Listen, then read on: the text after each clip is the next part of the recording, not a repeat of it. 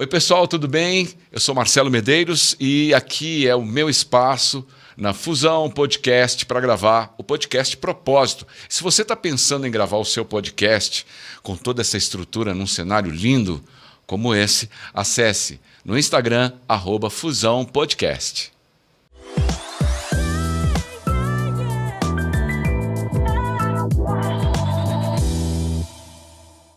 Oi gente, tudo bem? Então, podcast Propósito hoje com Walter Longo. Tudo bem, Walter? Ótimo, Marcelo, um prazer estar aqui com você. Nos vimos recentemente num evento importante de inteligência artificial, então é um prazer revê-lo novamente hoje. E essa onda gigantesca, esse tsunami que está chegando e vai varrer tudo e todos, a essência humana num futuro de inteligências artificiais. Podemos começar por aí, Walter? Claro, vamos lá. Por favor, vamos te ouvir. Eu tenho dito, né, que o mundo, a sociedade, nós todos passamos por várias ondas, né? Nós tivemos recentemente, 20 anos atrás, teve uma onda da internet que até hoje está entre nós e mudou muito a forma como nós atuamos no nosso cotidiano, no nosso dia a dia. Depois teve a onda das redes sociais, uma década atrás, que chegou e hoje também já consome grande parte do nosso dia a dia, da nossa atividade, né? Do mundo do marketing, da comunicação. Mais recentemente, há 2 anos atrás, tivemos aí o metaverso, que ainda é uma onda nascente e que, de alguma maneira, está se agigantando, tomando proporções. E, de repente, chega uma nova onda, inesperada para muita gente, né? E, na verdade, o que a gente pode dizer é que não se trata de uma onda, e sim de um verdadeiro tsunami, que é a inteligência artificial. Por que a gente fala que é um tsunami? Porque ela varre tudo e todos ao mesmo tempo. Nunca na história da relação do homem com a tecnologia nós tivemos a oportunidade de perceber um fenômeno tão rápido, tão múltiplo e tão relevante ao mesmo tempo. A inteligência artificial vai mudar a forma como nós vivemos, como nós nos relacionamos, como nós, de alguma maneira, trabalhamos, operamos. Então, é tudo junto e misturado ao mesmo tempo. Por isso a gente diz que é um tsunami e não uma onda. E claro que, ao dizer isso, a gente também fala que é muito perigoso quando você está sentado na areia da praia e vê o mar recuando e vê uma grande onda se formando. É muito perigoso você ficar sentado na areia. É bom você aprender a surfar esse tsunami, porque senão ele vai passar por cima de todos nós. E essa evolução toda, essa inteligência artificial que está acontecendo nos próximos anos, ela pode, de alguma forma, interferir no jeito que a gente trabalha hoje? O trabalho no modelo que nós conhecemos atualmente, olhando para trás um pouco. Ou seja, você nasce, estuda, recebe orientações para que você se torne um bom profissional. Como é que a gente vai enfrentar o trabalho, o emprego? Quais são os próximos passos? Olha, interessante afirmar o seguinte, vamos primeiro falar sobre esse assunto das fases da vida. Até hoje, nós nascíamos com 4 fases na vida absolutamente definidas. Eu tinha a infância, onde eu brincava, depois eu tinha a juventude, onde eu estudava, depois eu tinha a vida adulta, onde eu trabalhava, e finalmente tinha a terceira idade, quando a gente descansava. E todos nós nascemos já com esse calendário definido, essas 4 fases da vida. O que a gente percebe é que de um tempo para cá, mesmo antes da chegada da inteligência artificial, nós já havíamos mudado este calendário para o que a gente chama hoje de lifelong learning, ou estudar a vida inteira. E é fácil a gente avaliar isso. Eu, às vezes, estou no escritório terminando de assistir o último capítulo da série Succession, e aí chego em casa e abro uma planilha de Excel para trabalhar um pouco. Então, o que fica claro para nós? Que daqui para frente não existe mais um tempo onde nós vamos estudar. Nós vamos começar uma carreira aos 20, vamos nos reinventar, iniciar uma nova carreira aos 40, aos 60 vamos fazer isso novamente e provavelmente com as pessoas vivendo cada vez mais, isso vai se repetir aos 80. Então, de alguma maneira, o processo de você estudar daqui para frente a vida toda e ser curioso a vida toda é condição essencial para você continuar sendo relevante. A inteligência artificial está trazendo para nós não apenas um modo diferente, novo, inédito de viver, mas de trabalhar, de estudar, de operar, de se relacionar com as outras pessoas. E é nisso que a inteligência artificial é tão diferente do que veio até hoje. Porque ela é simultaneamente um jeito de ver o mundo e um jeito de se ver nesse mundo.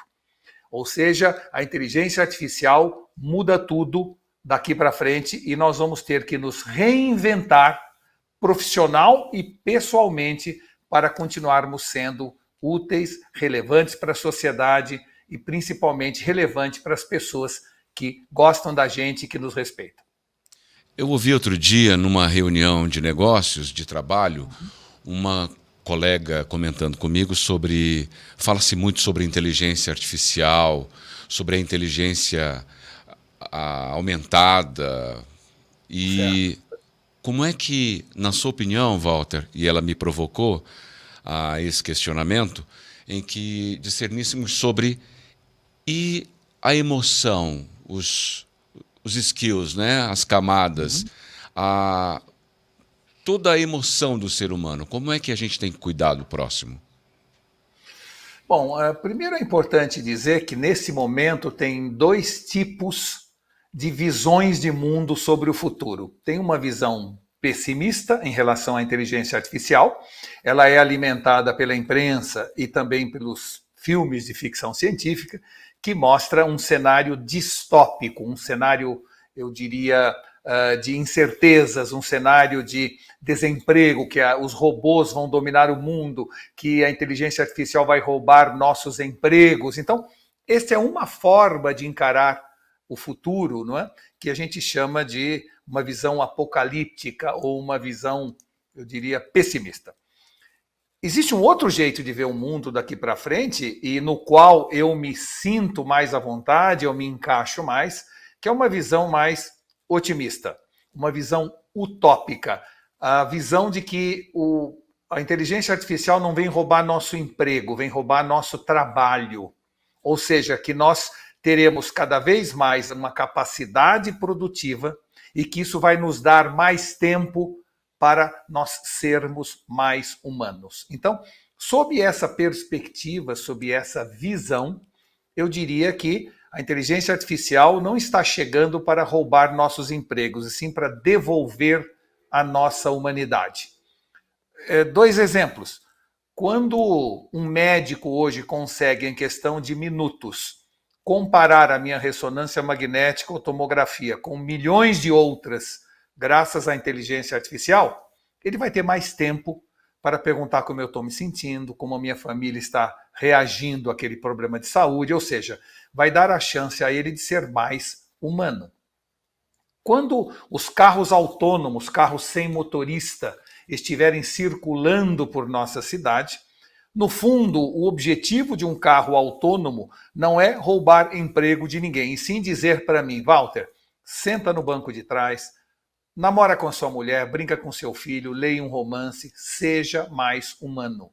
Ou seja, o ser humano não nasceu para ficar numa linha de produção. Nós tivemos que fazer isso desde a Revolução Industrial, porque era a única forma de se produzir bens para serem consumidos. Agora, com a inteligência artificial, com a robotização, nós estamos podendo retornar ao conceito de humanidade, de valorização daquilo que é humano, como a intuição, a consciência, os valores morais. E como diz o nosso amigo Flávio Tavares, em terra de robô, né, quem tem coração é rei. E claro que quanto mais nós tivermos uma sociedade robotizada e automatizada, mais os valores humanos vão ser valorizados, mais serão apreciados. E eu acho que, tanto no plano da educação dos nossos filhos e netos, quanto na educação dos nossos subordinados, de nosso grupo que lideramos, é fundamental que a gente coloque dentro deles uma visão otimista do que vem por aí, porque o futuro ele não existe, ele será feito a partir das nossas crenças atuais. Se eu alimentar dentro de mim uma visão otimista e todo mundo fizer isso, o mundo será melhor. Se eu alimentar dentro de mim uma visão pessimista e uma grande maioria fizer isso, o futuro será muito pior. Então, como se trata de um processo de, eu diria, retroalimentação ou de profecia autorrealizável, acho muito importante que nós sejamos todos evangelizadores da esperança, do otimismo, porque se conseguirmos dar às pessoas esta visão positiva do futuro, o futuro será positivo. E é isso que eu tenho me proposto a fazer e é isso que a gente tem feito nos últimos anos. Você é conselheiro de várias empresas, entre elas eu posso, se me permite citar aqui, Albert Einstein, Cacau Show e tantas outras, e há muito tempo também como sócio de um dos maiores investidores do Brasil, que é o Roberto Justus, na Newcom, e me retoma aqui a sua fala e eu quero fazer uma conexão com o livro do Humberto Eco, Apocalípticos e Integrados, que é tema também de um artigo que escrevi essa semana, que fala sobre a importância da gente encontrar isso que você falou, que é o equilíbrio entre a tecnologia e a cultura de forma ampla, tá bom? E como é que você acha que a gente pode alcançar efetivamente esse equilíbrio num mundo de tecnologias em que as empresas precisam também compreender sobre se tornarem um ecossistema, coabitar na mesma placenta, que eu costumo sempre mencionar dessa forma também. Perfeito, aliás, uma boa metáfora, né? Primeiro vamos falar um pouco sobre apocalípticos e integrados, que é a definição do Humberto Eco, onde ele diz que os integrados aceitam e celebram a tecnologia, os apocalípticos temem e rejeitam. E, portanto, fica claro que para os integrados, para os otimistas, a inteligência artificial, os algoritmos e tudo isso que está chegando é percebido como um processo de adição, ou seja, homem e máquina trabalhando juntos para um futuro melhor. E dentro da visão otimista, da visão integrada que chama Humberto Eco, daqui para frente nenhum homem será melhor que uma máquina, mas nenhuma máquina será melhor do que o homem com uma máquina. Ou seja, que é no processo de adição que nós transformaremos homens e mulheres em super-homens e super-mulheres. Mas claro que há outro lado, que o Humberto Eco chama de apocalíptico, que são as pessoas que temem e rejeitam, que se fecham contra tudo isso que está chegando. E aí o processo, infelizmente, não será de adição, será de substituição. E claro que, como eu falei, nós somos donos do nosso destino. Nós podemos, como Nietzsche diz, sermos portadores de uma moral escrava ou de uma moral aristocrata, de sermos donos do nosso destino ou guiados pelo destino de alguém. Esta divisão entre apocalípticos e integrados, entre moral escrava ou moral aristocrata, é deste cadinho de emoções, sensações, sentimentos que nós vamos fazer nosso futuro.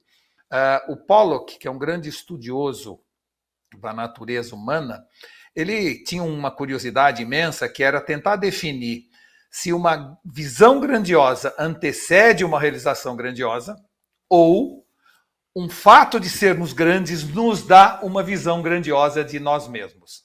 E ele fez um estudo muito profundo, desde a Grécia, passando por Roma, passando pelos grandes navegadores, Inglaterra, Estados Unidos, e percebeu que em todos os casos, em todo o determinismo histórico da sociedade global, sempre uma visão grandiosa antecedeu uma realização grandiosa. Que quando a Grécia construiu o Partenon, ainda não era aquela hegemonia helênica que conquistou, mas que só conquistou porque já pensava grande. Portanto, pensar grande é fundamental. Pensar positivo é fundamental para um futuro positivo. Eu acredito que a inteligência artificial tem que ser percebida com cautela, claro, porque qualquer ferramenta ela é amoral. O que dá moralidade a ela é o ser humano. Uma faca pode cortar um bife ou matar alguém, né? A radioatividade salvou milhões de pessoas do câncer e, por outro lado, matou milhares de pessoas em Hiroshima e Nagasaki. Então, sempre que uma nova tecnologia surge, ela surge de maneira amoral. E quem vai dar moralidade a ela somos nós, seres humanos. Então, olhar de maneira positiva, tentar extrair dela o melhor, eu acho que é quase que uma obrigação nossa como líderes que somos das nossas empresas, da nossa família, faz parte da nossa missão, não necessariamente da nossa função, termos a capacidade de expressar uma visão positiva do futuro, o que não quer dizer uma visão inocente, naif, não. Temos que olhar com cautela, temos que olhar com atenção tudo isso que está acontecendo, prevendo eventuais problemas que surgem, mas sempre olhando que tudo que aconteceu até hoje no mundo, se a gente fizer uma viagem regressiva, Marcelo, nós vamos ver que a gente resolveu. Ou seja, no começo do século passado, a visão era que o mundo ia acabar porque o cometa Halley ia passar com o rabo dele na nossa Terra e não aconteceu nada. Nós tivemos a crise do petróleo em 70, quando o petróleo, segundo todos os jornais da época, ia acabar o petróleo, nós vamos ter que andar a cavalo de lá para frente, e até hoje o petróleo é abundante. Depois teve o bug do milênio, onde iam cair aviões, nós íamos estar presos nos elevadores. Mais para frente teve a vaca louca, depois teve essas pragas que deram na África e que iam dizimar a África inteira e foram contidas. Nós tivemos a falta d'água em São Paulo, que íamos ter que fazer xixi no banho. E tudo foi... Então, assim, quando você olha para trás, você vê que 100% dos problemas foram resolvidos. E aí fica a pergunta, mas se sempre a gente resolve, por que quando um problema surge, a gente olha de maneira pessimista? Porque um problema surge porque não há solução, porque a solução vem sempre depois do problema. Porque se houvesse a solução, o problema não existia. Então o que a gente tem que ter é fé de que, ao surgir um problema, nós vamos em busca da solução. Quando o Exxon Valdez derramou petróleo no Alasca, diziam que ia demorar 200 anos para voltarmos à natureza no Alasca. Eu passei lá 3 ou 4 anos depois, estava imaculado. O ser humano é muito competente em resolver problemas, tem sido assim. Não é? De todas as, vamos dizer assim, as diferentes espécies do gênero Homo, que tinha o Homo neanderthalense, tinha o Homo floresiense, tinha o Homo erectus, só sobrou o Homo sapiens, porque nós somos muito bons em resolver problemas.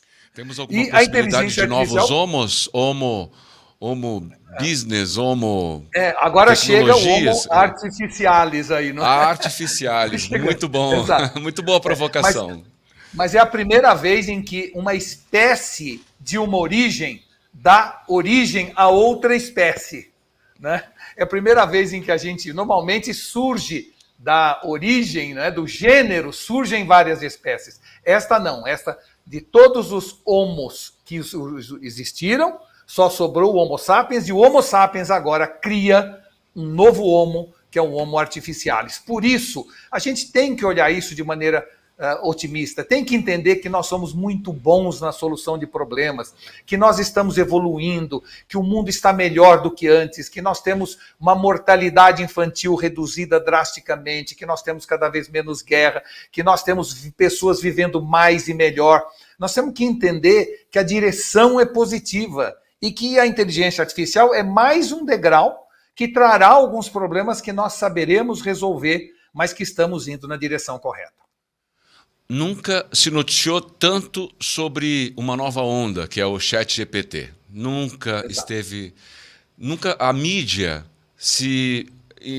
investiu tanto em comunicar essa pontinha de iceberg. Eu queria que você falasse sobre isso, sobre o que está na onda, na crista da onda, que é o ChatGPT. Na verdade é na crista do tsunami, não é nem da onda. Obrigado, foi ótimo.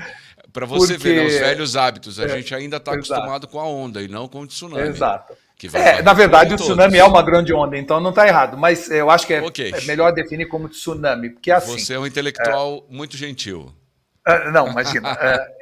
É importante dizer o seguinte, o ChatGPT, para muita gente, é já aquela coisa fantástica, gigantesca, enorme, pois o ChatGPT é apenas o início do começo, do princípio do que vem por aí. O ChatGPT foi lançado em 20 de novembro do ano passado. De lá para cá, ele já evoluiu 7.600 vezes mais na sua capacidade de resposta, de velocidade, de acuidade da informação. Então, é uma evolução exponencial.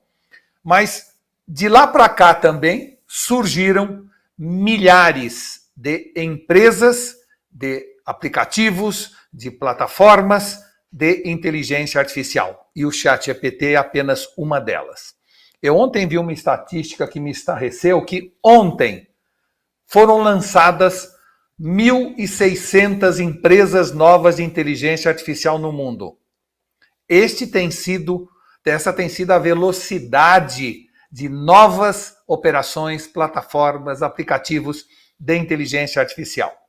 E isto tudo surgiu graças não à inteligência artificial, que já existe desde 1950, mas graças à capacidade que técnicos tiveram de criar ferramentas e interfaces amigáveis que permitiram que a inteligência artificial saísse do laboratório e viesse para o cotidiano de todos nós. Então, o que aconteceu em 20 de novembro do ano passado não foi o início da inteligência artificial, que, como eu falei, existe desde 1950.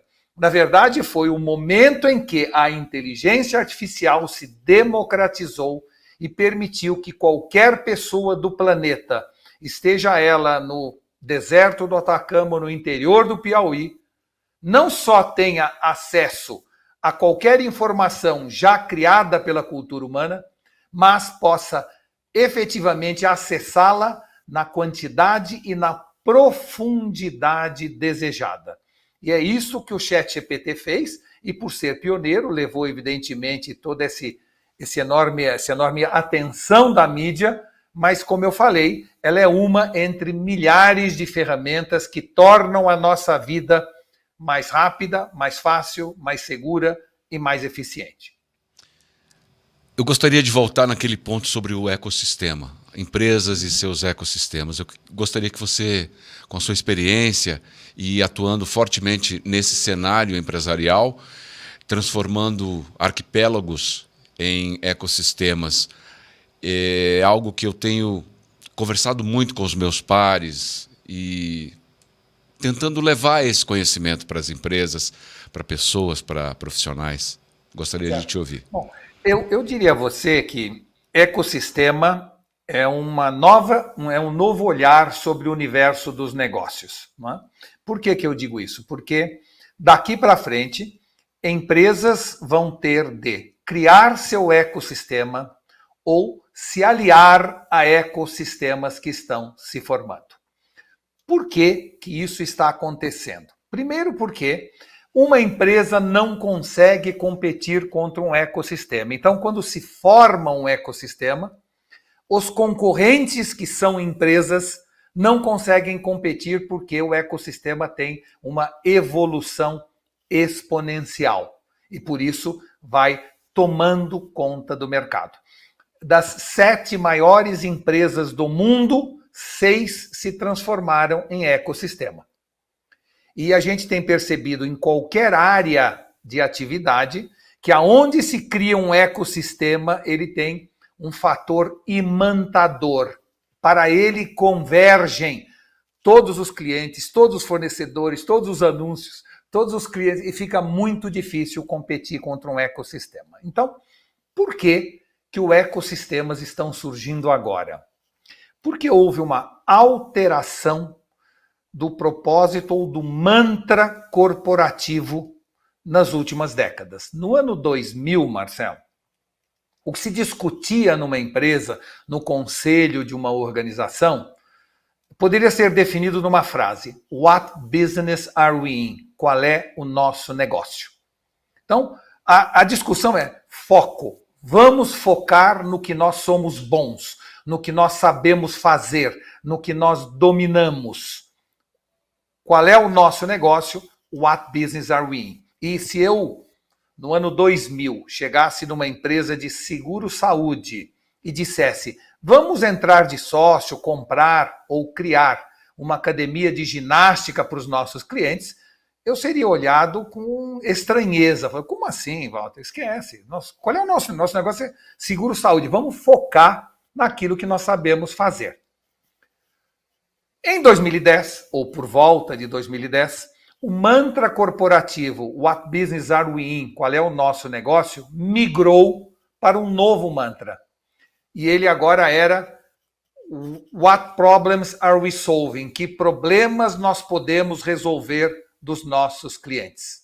E aí, nesse momento, já caberia ter uma academia de ginástica como parte de um grupo voltado ao seguro-saúde. Pois bem, em 2020, ou por volta de 2020, houve uma nova migração do mantra corporativo. Não era mais What business are we in? Qual é o nosso negócio? Não era mais What problems are we solving? Que problema nós estamos resolvendo? E passou a ser What dreams are we fulfilling? Que sonhos nós estamos realizando dos nossos clientes? E todas as empresas passaram a pensar desta forma. Então, dando um exemplo singelo, se no ano 2000 uma empresa de revestimento cerâmico atuasse, ela diria: eu produzo revestimento cerâmico. Alguém aplica, alguém vende, alguém completa o que precisa fazer no banheiro. O meu negócio é revestimento cerâmico. No ano 2010, esta mesma empresa já pensaria: não adianta eu fazer o revestimento cerâmico de alta qualidade se ele não for bem aplicado. Então, deixa eu montar uma escola de aplicadores de revestimento cerâmico para que eu consiga resolver o problema do meu cliente que não compra o revestimento cerâmico para ficar na caixa, e sim para ser aplicado. Então, já foi uma evolução. Mais recentemente, na hora em que eu não sou mais preocupado apenas em resolver o problema, mas realizar o sonho do meu cliente, esta mesma empresa de revestimento cerâmico que montou uma escola de aplicadores, agora tem de vender os metais, tem que vender as louças sanitárias do banheiro ou da cozinha, tem que vender toalha, tem que vender tudo aquilo que completa o sonho do seu cliente de ter uma cozinha ou um banheiro dos sonhos. Então, dentro desta visão de crescimento da missão corporativa, só o modelo de ecossistema permite que a gente realize o sonho das pessoas. Então, não precisa ter tudo embaixo de você, esta visão hierárquica deixa de existir e passa a ser uma visão horizontalizada, matricial, de coordenação dos esforços, aonde uma mesma empresa que antes fazia cenografia de palco, de repente começa a se aliar a uma empresa que oferece gerador para os eventos e se alia a uma outra empresa que oferece recursos humanos, de recepcionista, de apresentadores, de celebridades para o palco, que se une a uma outra empresa que também oferece alimentação, catering, para aquele evento. E com isso ele cria um ecossistema formado por múltiplas empresas, da qual ele pode ser dono, sócio ou simplesmente uma aliança estratégica, e passa a oferecer para alguém que quer fazer um evento a totalidade das necessidades daquela pessoa que podem ser resolvidas. Isto gera, primeiro, uma sinergia muito maior de resultado e, do outro lado, um monte de gente vendendo tudo. A pessoa que aluga os móveis vai oferecer o gerador. A pessoa que oferece o gerador vai vender a recepcionista. A pessoa que oferece a recepcionista vai vender o catering.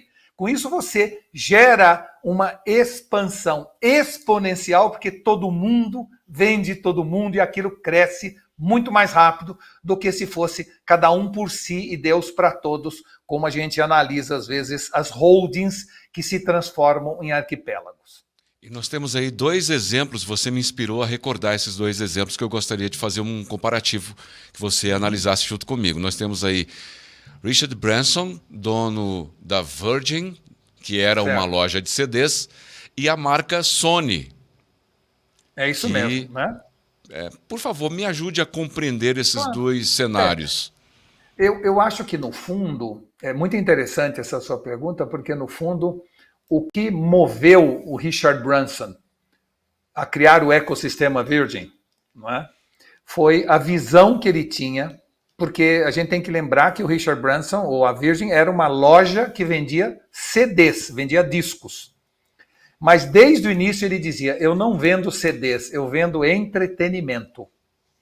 Já que eu vendo entretenimento, eu, além de CDs, vou começar a organizar shows pela minha relação com as gravadoras. E começou a fazer shows pelo mundo inteiro, em aliança com as gravadoras. Depois ele pensou, já que eu estou fazendo shows no mundo inteiro, eu preciso que as pessoas se hospedem em algum lugar. Vamos criar, em sociedade com outras pessoas, a rede de hotéis Virgin, que vai acomodar não só os artistas, mas os espectadores dos shows. Como durante o dia não tem show, vamos criar, em aliança com uma empresa de spa, uma rede de spas que vão dar entretenimento para as pessoas durante o dia. E já que pessoas precisam ir de um show ao outro, por que não uma companhia aérea, a Virgin Atlantic, que acaba entregando essas pessoas nos diversos locais onde eles se hospedam em hotéis, assistem os shows e frequentam os spas. Então ele foi criando um ecossistema a partir da visão, do propósito de que eu promovo entretenimento e não apenas eu vendo CDs. E claro que dentro desta visão, o ecossistema ele trabalha com independência das partes, mas com interoperabilidade. Ou seja, você chega no spa e você, ao usar o spa, ganha desconto no ingresso do show, você vai ao show, ganha milha na companhia aérea, entra na companhia aérea para usar o avião e ganha diárias no hotel, ou seja, todo mundo vende todo mundo promove todo mundo. Enquanto isso, você tem, do outro lado, a Sony, que é uma gigantesca e muito boa marca de eletroeletrônicos, né? E que, além disso, além da marca de eletroeletrônicos, tinha um conjunto de empresas embaixo da sua holding fabuloso. Tinha o PlayStation, um dos melhores games que existe. Tinha a Vaio Computadores, um excepcional computador de laptop de qualidade. Tinha a Columbia Pictures, enorme estúdio, espetacular estúdio de filmes e produção de séries, né? Tinha o Sony Channel, tinha a Screen Gems, tinha a Sony Ericsson, que fazia excelentes celulares, mas como ela não pensou como ecossistema, não se preocupou com a interoperabilidade, você comprava um PlayStation, não vinha um voucher de desconto num computador Vaio. A Screen Gems vendia filme para TNT e não vendia para a Sony Channel. Ou seja, era cada um por si e Deus para todos embaixo de uma holding.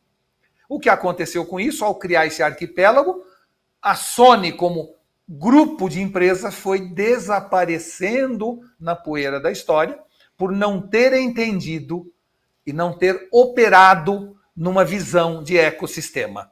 Porque se ela tivesse operado numa visão de ecossistema, ela seria, junto com a Apple, com a Samsung, uma dos grandes players mundiais hoje na área de ecossistema. E não foi isso que ela, infelizmente, viu, e não foi isso que ela conseguiu.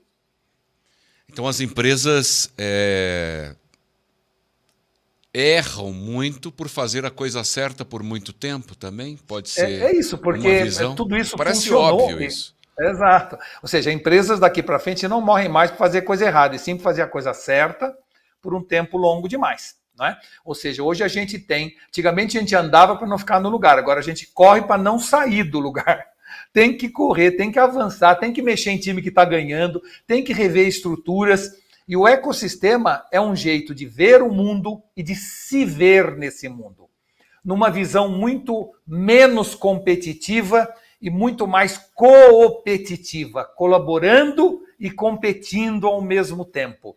uma visão mais matricial que hierárquica, uma visão mais colaborativa, uma visão mais aberta, a compreensão de que o que diferencia você não é mais o valor da sua marca ou o valor da sua distribuição, e sim o valor das suas relações. E quanto mais relações você estabelecer com múltiplos públicos, mais valor aquele ecossistema terá. Valor e legado. A gente pode combinar os dois. O legado, que é a experiência, entregar a experiência também, certo, Walter? Isso, entregar a experiência e realizar os sonhos, né? Que é isso que a gente tem que entender. No fundo, a gente às vezes não faz distinção entre herança e legado, mas é muito distinto. Herança é o que você deixa para as pessoas. Legado é o que você deixa nas pessoas. É essa capacidade de transformar pessoas, ambientes, cenários, que a gente chama de legado, e é isso que hoje toda empresa quer, de alguma maneira, deixar e ter participação ativa na melhoria do nosso planeta, da sociedade. Eu acho que é isso que move hoje o mantra corporativo e o propósito das organizações. Você é uma pessoa que está sempre em constante desafio, evolução. Você falava de podcast ainda numa época em que ninguém compreendia o que era. Fazendo sinapses também e buscando sempre.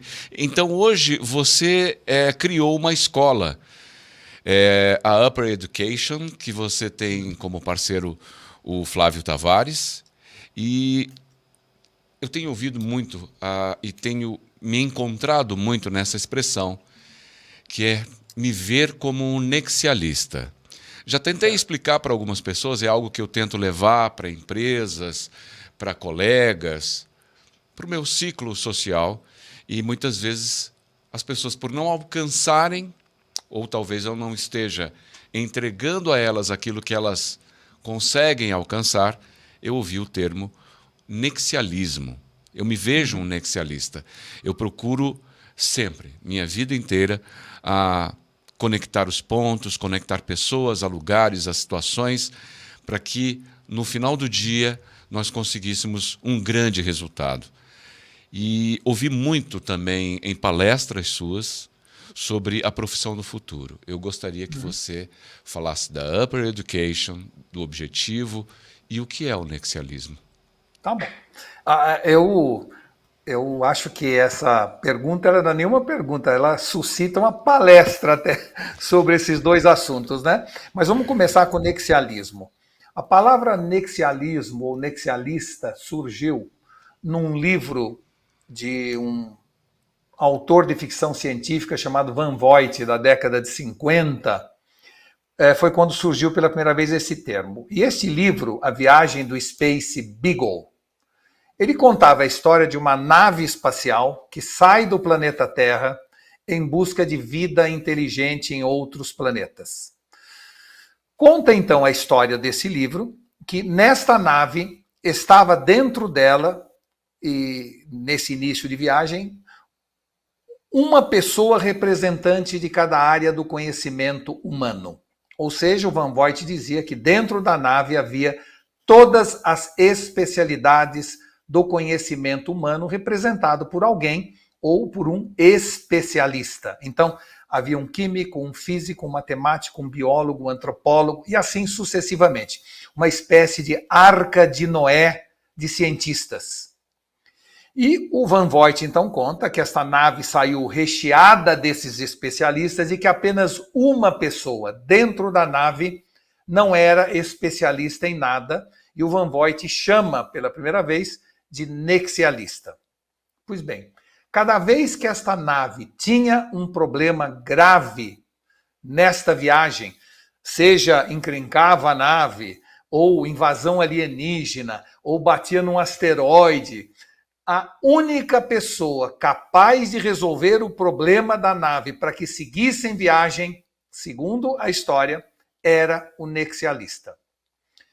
Por quê? Dizia o Van Vogt. Porque o nexialista, ele não necessariamente sabe a resposta para as coisas, mas ele tem a isenção, o discernimento e o distanciamento necessário para buscar a solução múltipla, fruto do conhecimento humano que estava embarcado ao redor dele.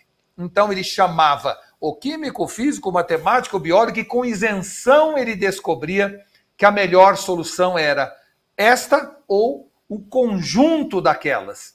E a partir da decisão dele, isenta e humilde, ele conseguia, então, resolver o problema e a nave seguir viagem.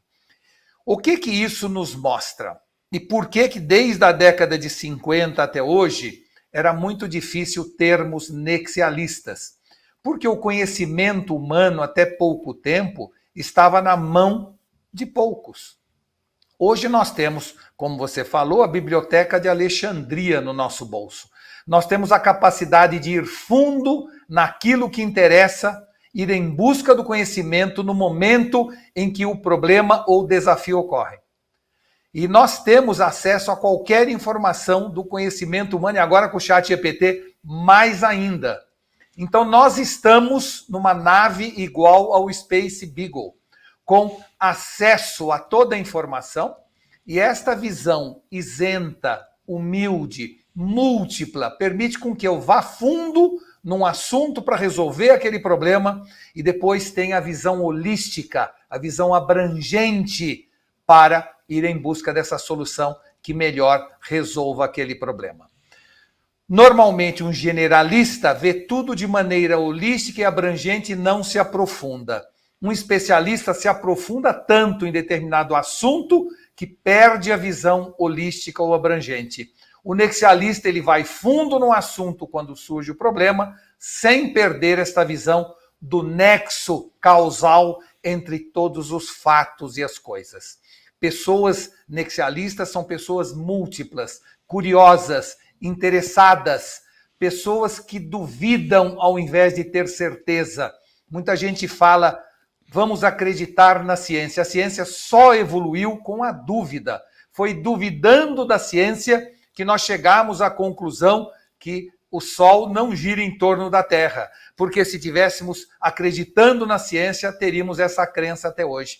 É importante que a gente entenda que o nexialista é aquela pessoa que gosta de informação, que vai atrás dela aonde conseguir aquela informação, que tem isenção para julgar, porque um especialista normalmente estudou tanto aquele assunto que para quem tem um martelo, né, toda solução é prego. O nexialista tem, portanto, essa isenção natural pelas coisas, quando descobre um assunto, vai fundo, e hoje nós temos acesso a qualquer assunto. Eu tive um problema na família de imunidade e hoje sou um especialista em sistema imunológico e quis ir fundo, precisei ir fundo, me interessei por aquilo e acabamos trazendo solução para aquele problema. Então, o nexialista é uma pessoa que hoje pode existir porque o acesso à informação está descentralizado, democratizado e permite que a gente exerça nossa visão nexialista no ato de liderar pessoas e resolver problemas. Ficou uma explicação bem clara, porque esse é um termo que eu gosto muito de torná-lo presente e habitual no dia a dia de algumas pessoas. Algumas não conseguem alcançar.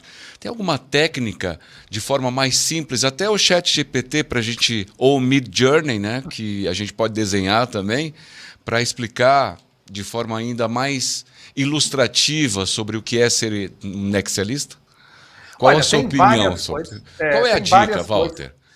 Eu, há 10 anos atrás, junto com um colega meu de trabalho, escrevemos um livro chamado Marketing na Era do Nexo. E nesse livro, que vai ser reeditado esse ano novamente, a gente mostra o que é o nexialismo, conta os casos de nexialismo, mostra a falta de nexo que a gente encontra hoje nas organizações, não é?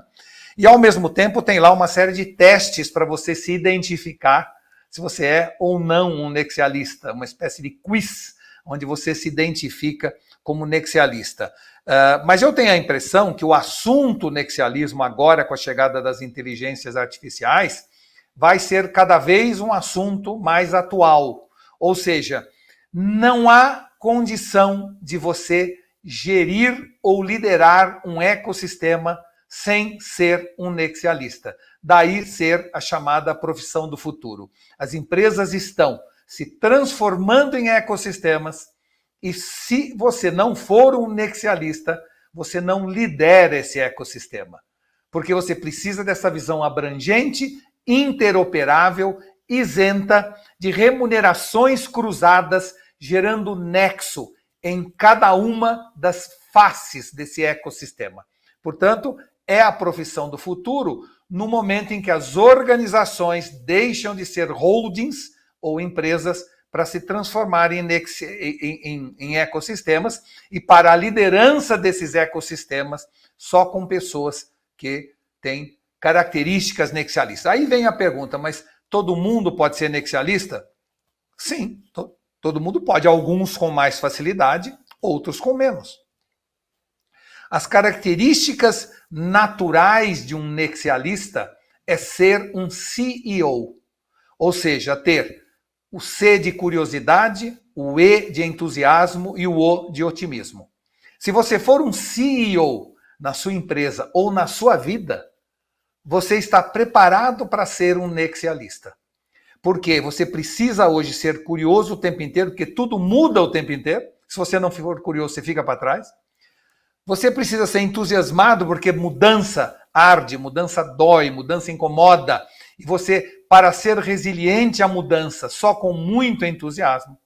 E você precisa ser otimista para poder inocular essa visão positiva do futuro ao seu redor. Então, pessoas que tenham essas três características de curiosidade, entusiasmo e otimismo estão mais facilmente preparadas para serem nexialistas ou exercerem nexialismo nas suas organizações. É um tsunami comportamental também. Aí Não temos tenha os dúvida. curiosos e descuriosos.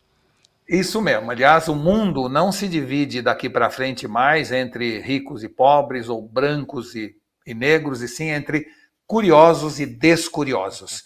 Aqueles que estarão liderando as organizações e o restante que será apenas massa de manobra, em muitos casos se tornando cada vez mais inútil devido às ferramentas de IA que estão chegando e que podem tomar o lugar deles. E tem inclusive um diretório, um site, eu não sei como é que eu posso me referir a esse sistema, que é o iFind. Que é um diretório de ideias de negócio, prompts, cursos. Eu não consegui ainda passar da primeira página do início da letra A, não é impossível. Então gostaria de deixar essa dica, e se você tem acessado, obviamente que sim. Qual a tua experiência no iFind, até para o pessoal que está seguindo o podcast? Propósito, descubra um pouco mais sobre o início do princípio, do começo de uma nova era. A era do nexo, mesmo. A era da transformação, a era em que nós precisamos ser curiosos, nos desafiar ainda mais. Isso. Você sabe que todo mundo fala ou discute nos jornais, nas revistas, nas televisões, na internet, vivem discutindo o assunto de nós sermos pessoas inertes fisicamente, não é? Ou seja, a gente fala que estamos cada vez mais com uma sociedade adoentada por não nos exercitarmos, não é? Por sermos pessoas que não usam mais o físico, estamos o tempo inteiro até com câmera no carro para olhar para trás sem virar o pescoço. Nós estamos cada vez mais, eu diria, acomodados fisicamente. Mas eu confesso a você que a minha grande preocupação é o comodismo cerebral. Ou seja, nós estamos cada vez mais não exercitando nosso cérebro. O mundo digital trouxe tantas facilidades de eu não precisar lembrar nada de ninguém, de eu não precisar saber nada, porque quando eu quiser saber, está lá no Google ou está lá nas ferramentas digitais como o ChatGPT, e realmente está lá. Só que se eu não embarcar esse conhecimento na minha cabeça, meus neurônios não fazem sinapse e eu vou passar por um processo crescente de indigência cognitiva. Então, nós estamos cada vez mais usando menos nossas competências cerebrais, e isto é, sem dúvida, muito preocupante. Então, eu recomendo, eu tenho feito isso, você falou do iFind, né? Que é A I de Artificial Intelligence, Find de descobrir em inglês e o Y no fim, formando iFind com Y no fim. Mas o iFind é um diretório, um repositório de ferramentas de inteligência artificial que fazem quase que mais de 1000 atividades distintas. Não é? E o que eu tenho feito? Assim como eu faço 1 hora de esteira, meia hora de bicicleta, eu me dedico todos os dias a explorar esse diretório e tenho descoberto coisas espetaculares. Tem uma ferramenta que eu usava ontem, inclusive, chamado Room GPT, Room no sentido de sala ou quarto em inglês, Room GPT, e que você fotografa teu quarto e fala, eu gostaria de redecorar meu quarto. Aperta um botão e imediatamente ele te mostra 20 opções de decoração do quarto, com móveis distintos, usando o mesmo espaço, o mesmo tipo de móvel, mas com decorações diferentes. Então, é uma coisa que facilita tanto a vida da gente. E esse é só um exemplo de milhares de ferramentas, né, que vão dar muito mais competência a cada um de nós e transformar homens e mulheres em super-homens e super-mulheres. Cada vez que eu entro nesse diretório, o iFind, a sensação que eu tenho é que nós todos ganhamos um cinto de utilidades do Batman. Que nós todos ganhamos múltiplas competências. Hoje eu sou capaz de compor música, de fazer ilustrações super profissionais, de escrever poesia em qualquer língua, ou seja, eu ganhei superpoderes que eu jamais imaginei que um dia seria possível eu ter. E isto dá a nós a chance não apenas de sermos mais produtivos, de ganharmos mais dinheiro, mas de exercermos mais a nossa humanidade, de imaginarmos mais, de sonharmos mais, de voltarmos à época dos grandes navegadores, quando eles se jogavam de maneira entusiasmada rumo ao desconhecido dos mares. No fundo, a inteligência artificial é um novo mar que se abre e que nós devemos nos jogar de maneira entusiasmada nele, porque nós vamos chegar à Terra Prometida. É que está na nossa mão fazer isso. Não adianta ficar recalcitrante, com dúvida, botando o pé na água, ver se está quente ou frio. Não é assim que funciona. Nós devemos, com cautela, mas com entusiasmo, nos jogarmos nesse mar, porque nunca houve, Marcelo, uma ferramenta tecnológica nova, nem a rede social, nem a internet, com uma interface tão amigável quanto a inteligência artificial. Eu diria mais, eu diria que a inteligência artificial exige de nós apenas 3 coisas. Bagagem, ou seja, conhecimento acumulado na nossa cabeça e não no Google, né? Repertório, esta visão abrangente, nexialista, de poder ver as coisas de maneira mais clara. E terceiro, expressão, capacidade de se expressar para pedir as coisas corretas ou perguntar as coisas corretas. Então, é ter mais vocabulário. Fácil... Isso, vocabulário. Mais redução, exato, a redução vocabular das novas gerações é muito preocupante. Eu acredito. Tipo assim. Tipo assim, exato. Eu acredito que a inteligência artificial reabriu o mercado de trabalho e cada vez mais para as pessoas mais velhas. Porque são essas pessoas que hoje estão um pouco fora do mercado de trabalho, as que terão condições, pela facilidade da interface amigável, e ao mesmo tempo, por sua bagagem, seu repertório e sua capacidade de expressão, a poder atuar nesta área melhor do que pessoas da nova geração, que normalmente aceitam muito melhor a tecnologia. Então é assim, se a pessoa não souber a diferença entre teto e abóbada, não vai desenhar a sala que ele gostaria. Se não souber a diferença entre afrontar, confrontar e enfrentar, não vai conseguir pedir para o ChatGPT uma definição clara do que você gostaria de saber. Então, é fundamental uma riqueza vocabular, uma capacidade de expressão, bagagem acumulada. Veja, são coisas muito interessantes. Se hoje quiser ilustrar no Midjourney um jantar com Cleópatra, eu tenho que entender que entre Cleópatra e nós, o tempo é muito menor do que entre Cleópatra e quando foram construídas as pirâmides. Porque senão eu vou ilustrar o jantar com Cleópatra com as pirâmides na janela. E no fundo, entre as pirâmides e Cleópatra são 3.000 anos de distância. Você precisa de uma certa bagagem histórica para ilustrar um pedido no Midjourney.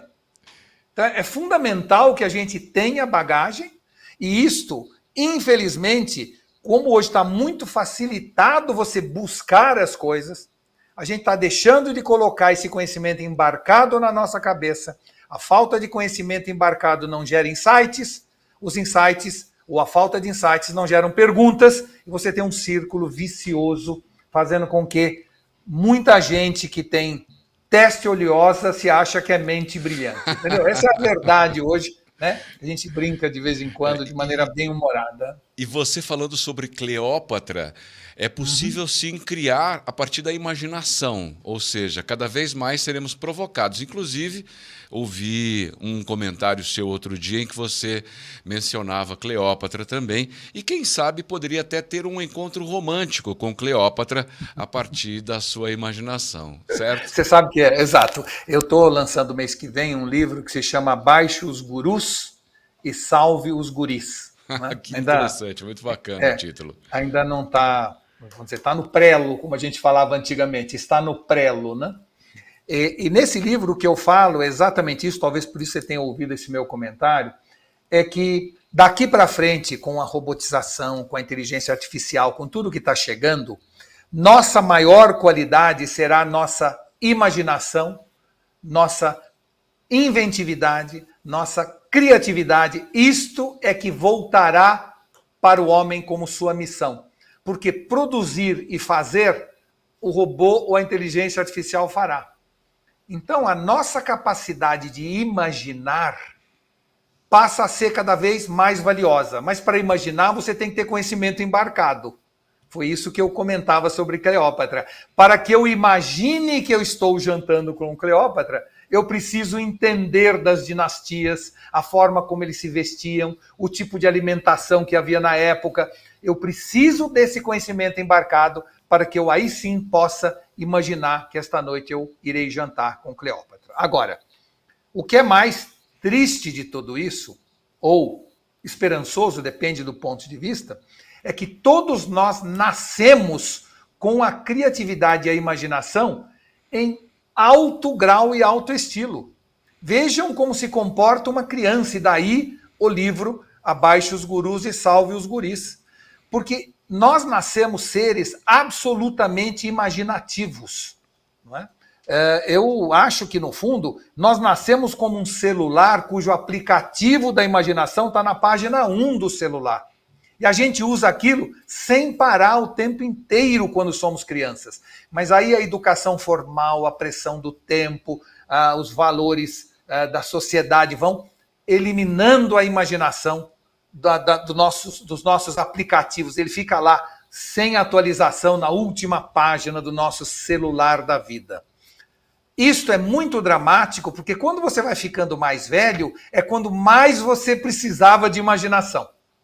E exatamente as pessoas mais velhas trocam sonhos por memórias, perdem a capacidade de imaginar. Então, a gente deveria hoje, eu não sei se criar uma religião nova, a Igreja da Imaginação, que conseguisse estimular a imaginação em todas as pessoas a vida toda. Ou treinamentos diários de exercícios que permitissem a gente manter atualizado este aplicativo no celular da nossa vida. Porque é a imaginação, eu diria, a habilidade mais relevante que vai existir daqui para frente.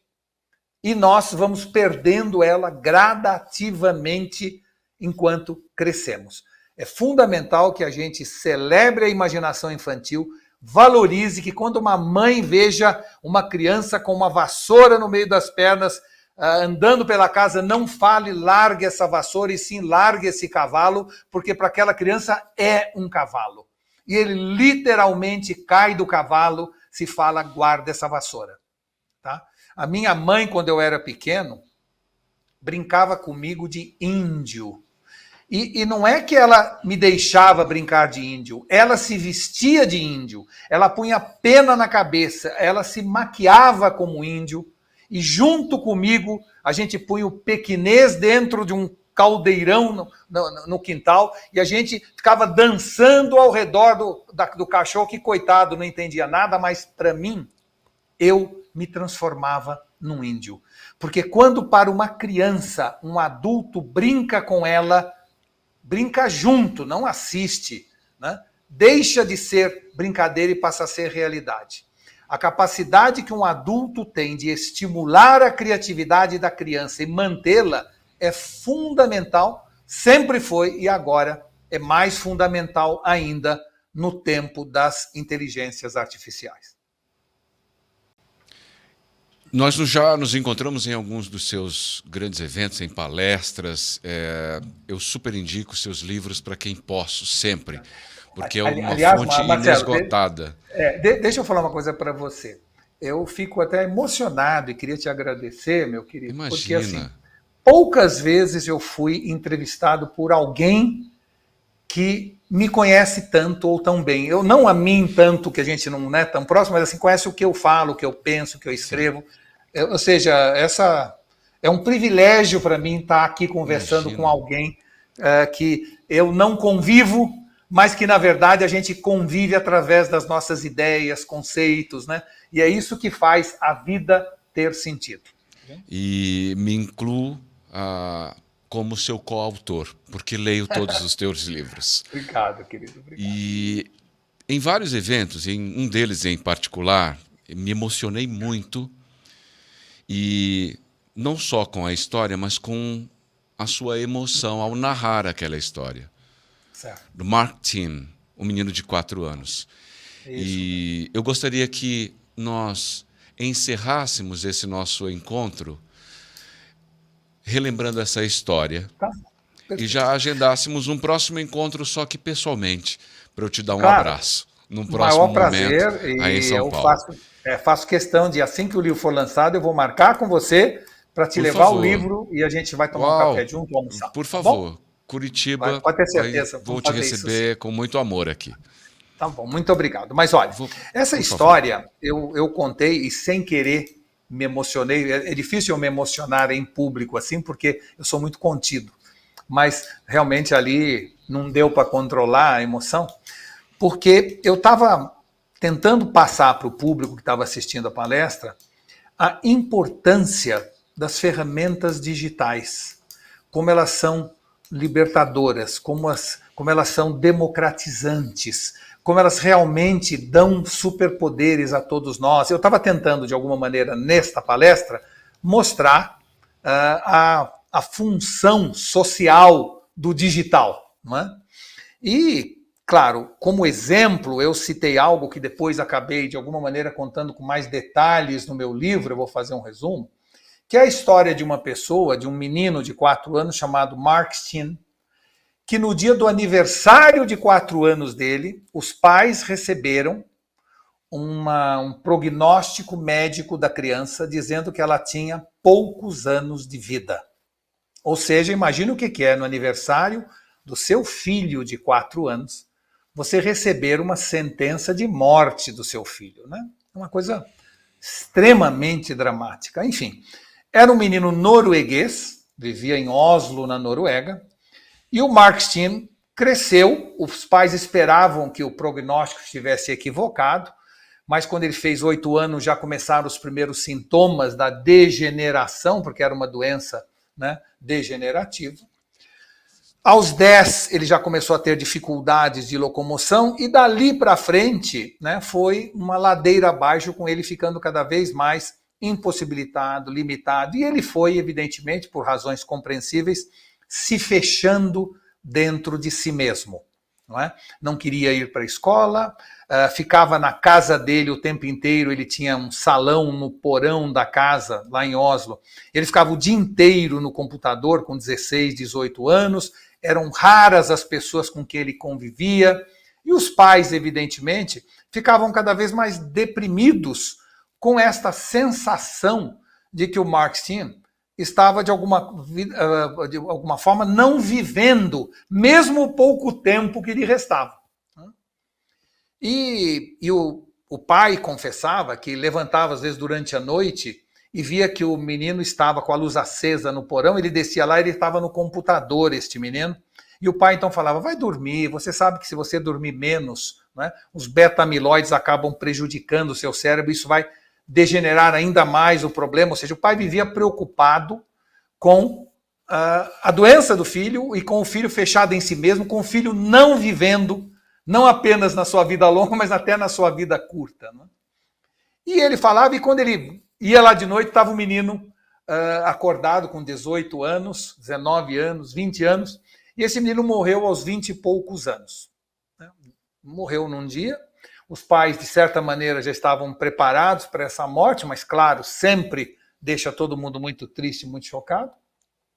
O pai, então, assim que o menino faleceu, desceu no porão, viu que o computador estava ligado e que o menino escrevia um blog, que nem o pai sabia que o Mark Steen escrevia um blog. E o pai, então, num ato de respeito aos que liam por acaso aquele blog, escreveu, aqui é o pai do Mark, e infelizmente hoje ele faleceu, e descreveu o que tinha acontecido e, né, agradeceu as pessoas que estavam lá. Então. No enterro, no dia seguinte, apareceram pessoas de toda a Europa. Ou seja, o Mark Steen, o pai não sabia, a mãe não sabia, era um herói digital.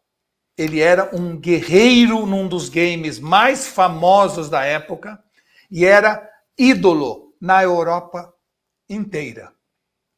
Ou seja, o Mark, na verdade, o pai não percebia, mas o Mark estava tendo uma vida plena, infinita. Ele vivia correndo pelos campos daquela cidade, do game, ele lutava contra monstros míticos, ou seja, ele tinha uma vida intensa e era ídolo para milhares de pessoas. Tinha até uma namorada chamada Lisette, que veio ao enterro, que eles nunca tinham estado juntos, mas que no mundo digital tinha uma vida plena de diversão, de entretenimento, de conversas. E o que o pai disse para mim, numa das vezes em que eu conversei com ele, ele falou assim, Walter, eu não tinha ideia de como ele estava vivendo, e eu estava tirando a vida dele, eu pedi para ele desligar o computador.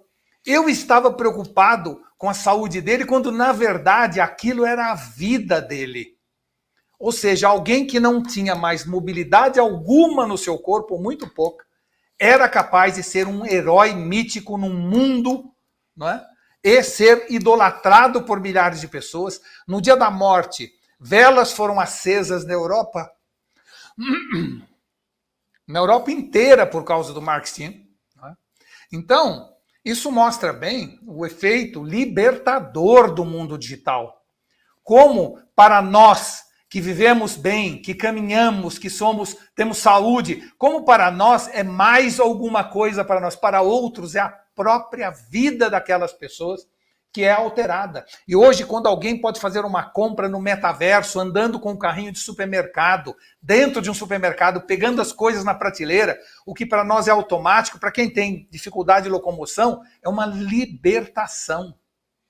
Então nós temos que entender essa dimensão do digital como um emulador da natureza humana.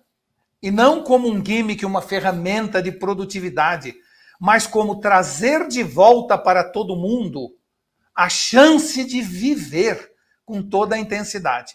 E eu acho que é isso que a história do Mark Steen nos mostra, o reconhecimento do pai, de que a gente tem que olhar o mundo digital com outros olhos e que, às vezes, uma criança parece que está não tendo vida, mas na verdade está descobrindo uma nova vida que lhe dá toda a liberdade de viver intensamente.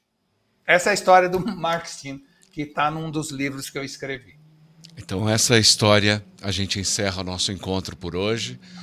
Walter Longo, muito obrigado.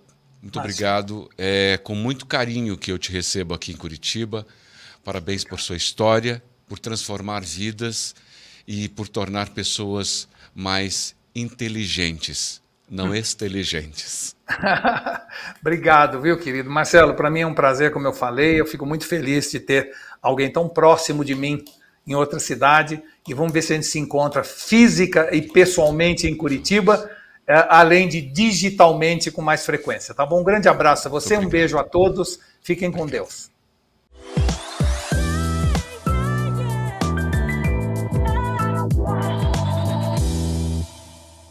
Esse e outros episódios disponíveis na central de podcasts da Rádio Evangelizar. Acesse o site radioevangelizar.com.br, disponível também em todas as plataformas de streaming. Podcast Propósito tem o apoio cultural de Fusão Podcast. Acesse @Fusão Podcast no Instagram, nosso apoiador cultural.